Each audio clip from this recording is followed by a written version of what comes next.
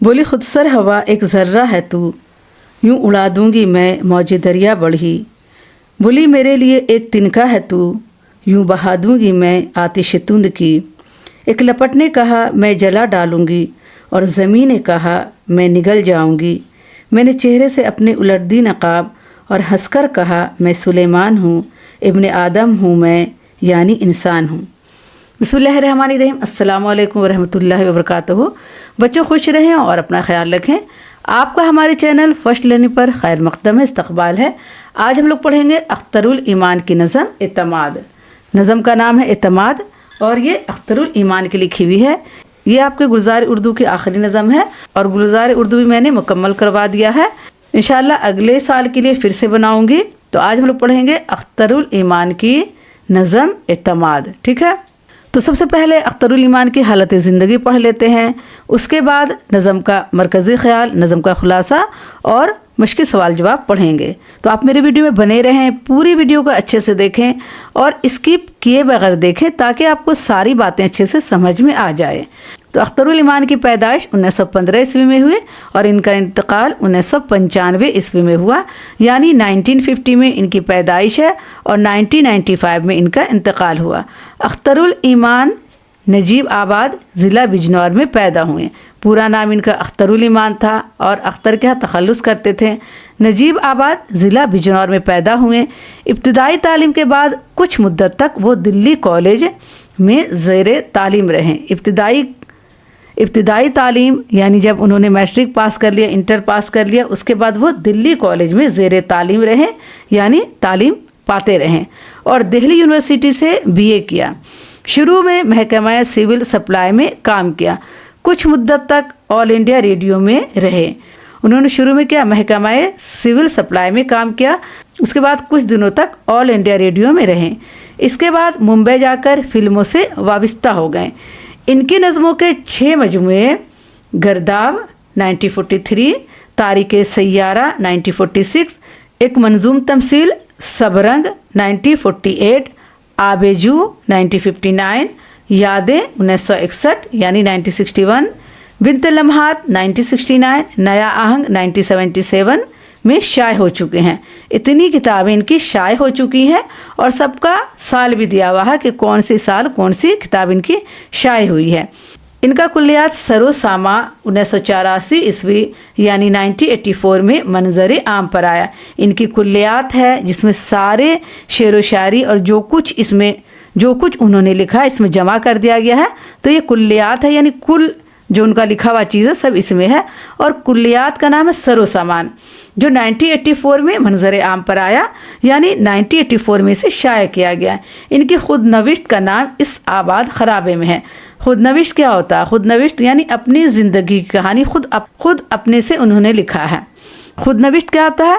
यानी अपनी ज़िंदगी की कहानी खुद अपने से उन्होंने लिखा है, ये खुद नविश्त है। और उनकी खुद नविश्त का नाम है इस आबाद खराबे में। अगर कोई और इनकी ज़िंदगी के बारे में लिखता तो वो क्या हो जाता? बायोग्राफी हो जाता, सवाने उम्री हो जाता। लेकिन खुद उन्होंने अपनी ज़िंदगी की कहानी लिखी, उसे खुद नविश्त कहेंगे। अगर हम अपनी ज़िंदगी की कहानी अपने से लिखेंगे तो ये खुद नविश्त होगा, और अगर मेरी ज़िंदगी की कहानी कोई और लिखेगा तो वो सवाने उम्री या बायोग्राफी कहलाएगा। चौथे मजमूए यादें पर 1962 ईस्वी में उन्हें साहित्य अकादमी अवार्ड दिया गया और उनका जो चौथा मजमूआ छपा यादें 1962 में, तो उस पर उन्हें क्या साहित्य अकादमी अवार्ड दिया गया। इकबाल एजाज़ के अलावा मुताद सूबाई अकादमियों ने भी इन्हें एजाज़ात और इनामात से नवाजा है। इकबाल एजाज़ के अलावा भी इन्हें क्या है सूबाई अकादमियों, यानी हर सूबा के हर डिस्ट्रिक्ट की तरफ से भी उन्हें क्या है एजाज़ात दिए गए हैं। अख्तरुल ईमान की नज़मों में एक फ़लसफ़ियाना तजस्सुस की कैफियत मिलती है। फ़लसफ़ियानी यानी फ़लसफ़ी है, तजस्सुस यानी खोज, एक फ़लसफ़ियाना तजस्सुस की कैफियत मिलती है। नज़म निगारी में उन्होंने अपनी राह अलग बनाई है। नेकी और बदी की कशमकश, वक्त की अहमियत, ख्वाब और हकीकत का तसादुम और इंसानी रिश्तों की धूप छाँव इनकी पसंदीदा मौज़ूआत हैं। वो जो लिखते हैं उनके मौज़ूआत क्या, उनके टॉपिक क्या, उन्होंने अपना राह क्या अलग बनाई है। नेकी बदी की कशमकश, वक्त की अहमियत, ख्वाब और हकीकत का तसादुम यानी ख्वाब और हकीकत में जो लड़ाई होती है, इंसानी रिश्तों की धूप छाँव उनकी पसंदीदा मौज़ूआत हैं, यानी उनके टॉपिक है लिखने का। वो बराह रास्त अंदाज़ा के बजाय रमज़िया अंदाज के शायर हैं। वो बराह रास्त अंदाज़ा के बजाय क्या है, रमज़िया अंदाज के शायर हैं।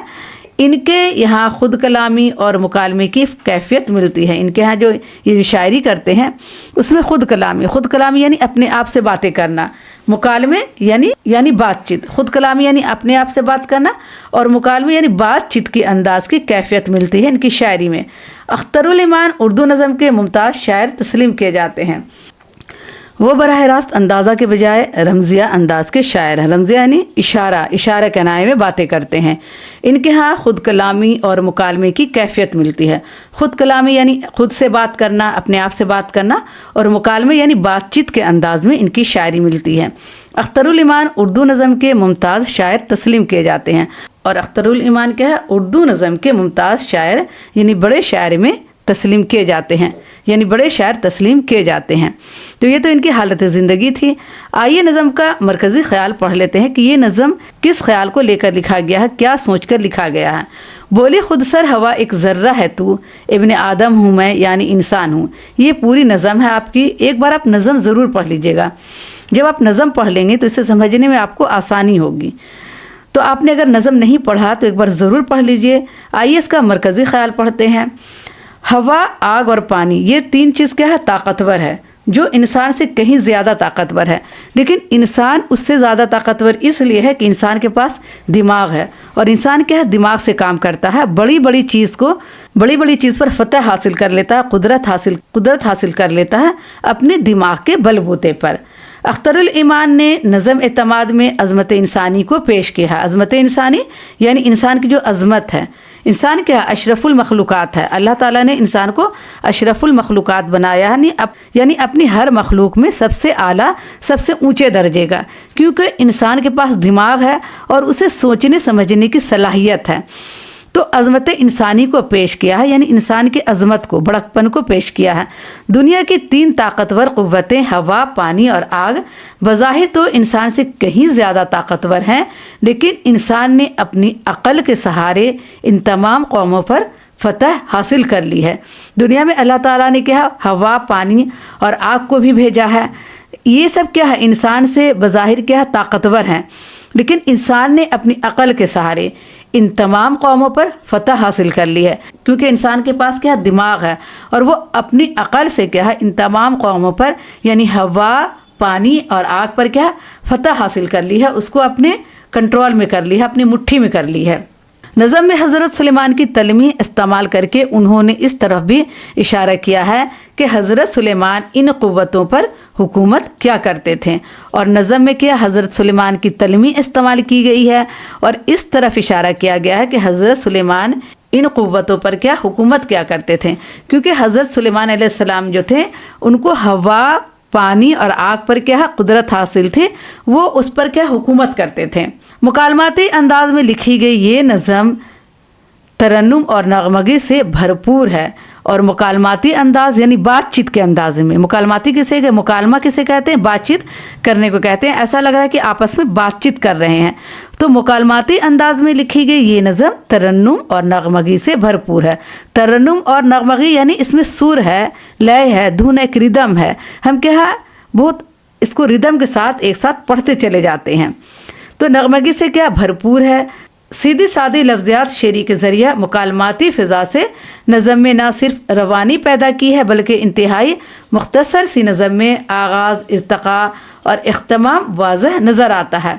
ये जो सीधी सादी लफ्ज़ियात यानी सीधे सादे लफ्ज़ों में शेर को लिखा गया है, और इसका जो मुकालमाती अंदाज़ है यानी इनका जो बातचीत करने का अंदाज़ है, तो इस नज़म में न सिर्फ रवानी पैदा की है, बल्कि इंतहाई मुख्तसर सी नज़म में, इंतहाई मुख्तसर यानी बहुत छोटी सी नज़म में इन्होंने बहुत सारी बातें कह दी हैं। आगाज़ भी बता दिया है, इसका इर्तिक़ा बताया, आगाज़ यानी शुरू इसका बताया, इसका इर्तिक़ा यानी इसकी तरक्की कैसी हुई, और इसका इख्तिमाम यानी इसका ख़ात्मा कैसे हुआ, सब कुछ इसमें नज़र आता है। नज़म आखिर में एक भरपूर तासुर के साथ ख़त्म होती है, और ये जो नज़म ख़त्म होती है भरपूर तासुर के साथ ख़त्म होती है, यानी हमारे दिल में पढ़ने के बाद एक तासीर छोड़ जाती है। मैं चेहरे से अपने उलट दी नक़ाब और हंसकर कहा मैं सुलेमान हूँ, ابن آدم ہوں میں، یعنی انسان ہوں۔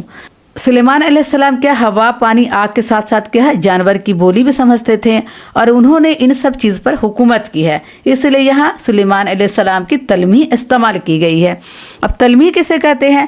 جس نظم میں مذہبی واقعہ یا تاریخی واقعہ کا استعمال ہو اسے تلمیح کہتے ہیں۔ تو یہ صنعت تلمیح کا استعمال ہوا ہے کیونکہ یہ ایک مذہبی واقعہ ہے حضرت سلیمان علیہ السلام کا۔ اب آئیے نظم اعتماد کا خلاصہ پڑھتے ہیں۔ تو بچوں، اس موضوع پر آگے بڑھنے سے پہلے میں آپ سے گزارش کروں گی کہ آپ نے اگر ہمارے چینل کو ابھی تک سبسکرائب نہیں کیا ہے تو پلیز سبسکرائب کریں، لائک کریں، اور اپنے دوستوں کو یہ ویڈیو زیادہ سے زیادہ شیئر کریں۔ اور میں پوری بک آپ کی پڑھا چکی ہوں، ایک ایک چیپٹر میں نے پڑھایا ہے اور بہت اچھے سے پڑھایا میں نے۔ اگر آپ کو لگے کہ میں بہت محنت سے آپ کو پڑھاتی ہوں، آپ کے لیے محنت کرتی ہوں، تو ہمیں ایک سپر تھینکس ضرور بھیجیے گا۔ نظم کا آغاز ہوا کے مکالمے سے شروع ہوتا ہے۔ نظم کا جو آغاز ہوتا ہے، یعنی نظم کی جو شروعات ہوتی ہے ہوا کے مکالمے سے، یعنی ہوا بات چیت کر رہی ہے، اس سے شروع ہوتا ہے، جو انسان سے کہہ رہی ہے کہ تو مجھے نہیں جانتا، میں تجھے ایک ذرہ کے مانند اڑا دوں گی۔ وہ انسان سے کیا کہہ رہی ہے ہوا؟ کہ تو مجھے نہیں جانتا ہے، میں تمہیں ایک ذرہ کی مانند اڑا دوں گی۔ ذرہ کیا ہے؟ باریک ذرے کو کہتے ہیں، جو مٹی کا باریک باریک کن ہوتا ہے۔ تو ہوا کہہ رہی ہے انسان کو کہ تو نہیں جانتا، میرے اندر اتنی طاقت ہے کہ میں تجھے ایک ذرے کی طرح اڑا دوں گی۔ اس کے بعد دریا کی موج آگے آتی ہے اور لنترانی کرتے ہوئے کہتی ہے کہ میرے لیے تیری حیثیت ایک تنکے جیسی ہے، میں تجھے یوں ہی اڑا دوں گی۔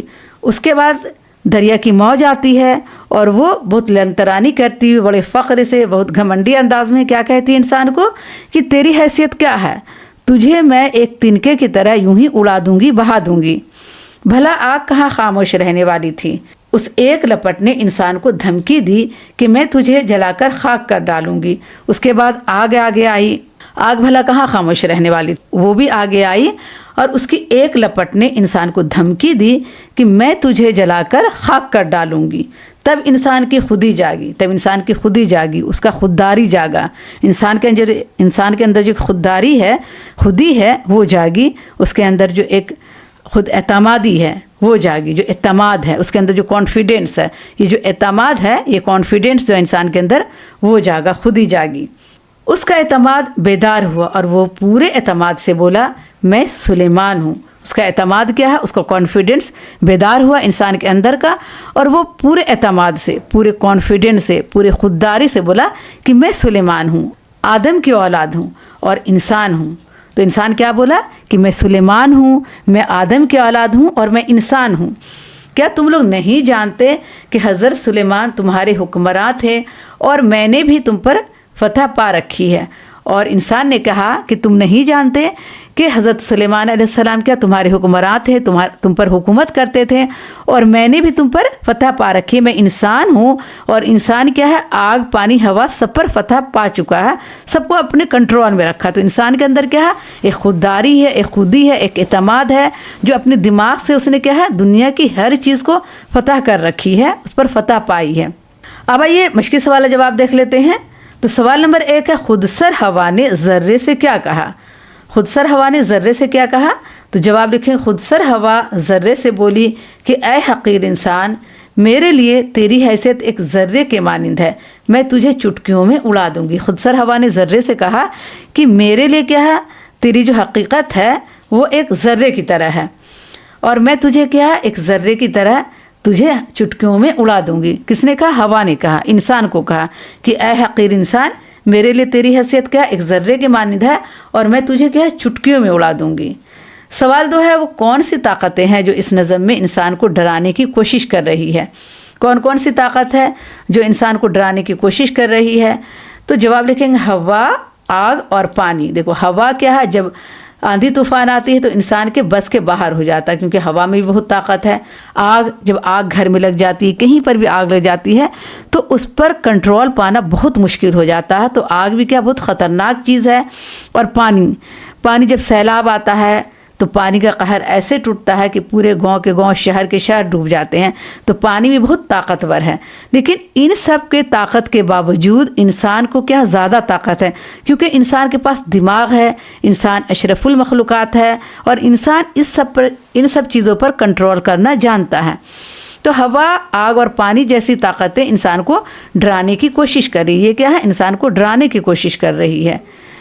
سوال 3 ہے، نظم کے 7ویں مصرعے میں میں کی ضمیری کس کے لیے استعمال ہوئی ہے؟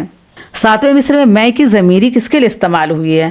تو میں کی ضمیر انسان کے لیے استعمال ہوئی ہے. میں کس کے لیے استعمال ہوا ہے یہاں پہ؟ انسان کے لیے. انسان کیا کہتا ہے یہاں پہ؟ دیکھیں ایک شعر ہے، میں چہرے سے اپنے الٹ دی نقاب. تو میں یہاں پر کس کے لیے؟ انسان کے لیے. انسان نے اپنے چہرے سے نقاب الٹ دی اور ہنس کر کہا میں سلیمان ہوں، ابن آدم ہوں، میں انسان ہوں.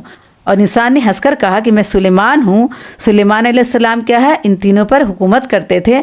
اور میں انسان ہوں، میں تم پر فتح پا چکا ہوں، میں ابن آدم ہوں اور میں انسان ہوں. ٹھیک ہے.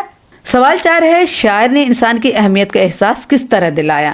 تو شاعر نے انسان کی اہمیت کا، کہ انسان کیا چیز ہے، اس کی اہمیت کا احساس کس طرح دلایا؟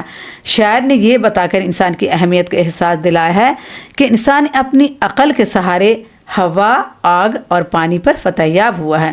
انسان کیا اپنی عقل کے سہارے ہوا، آگ اور پانی پر کیا فتح یاب ہوا ہے. وہ فتح کر لیتا، اسے کنٹرول کر لیتا، ہوا کو، آگ کو، پانی کو. کس چیز سے؟ اپنی عقل کے سہارے. تو انسان نے اپنی اہمیت کا احساس کس طرح دلایا؟ اپنے عقل کے ذریعہ دلایا کہ انسان کے اندر عقل ہے اور وہ عقل سے بہت سارے کام کر لیتا ہے. ہوا، آگ، پانی پر بھی فتح یاب ہو جاتا ہے، اسے کنٹرول کر سکتا ہے. تو بچوں آج کے لیے اتنا ہی کافی ہے. انشاءاللہ اگلی ویڈیو میں پھر ملاقات کروں گی. آپ سے ایک بار پھر گزارش ہے کہ آپ نے اگر ہمارے چینل کو ابھی تک سبسکرائب نہیں کیا ہے تو پلیز سبسکرائب کریں، لائک کریں اور اپنے دوستوں کو یہ ویڈیو زیادہ سے زیادہ شیئر کریں. اللہ حافظ.